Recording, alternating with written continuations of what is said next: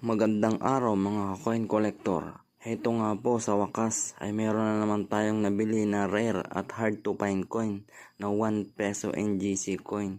Ito nga pong hawak ko na 1 peso NGC coin na upper mint mark mga coin collector. Kakabili lang po natin ito sa halagang 2,000 pesos.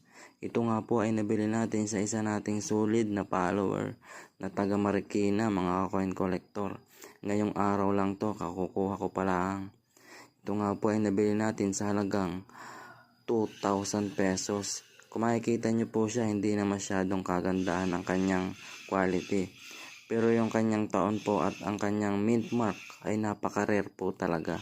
Sapagkat kakaunti lamang ang ginawa ng BSP na ganitong klaseng NGC coin.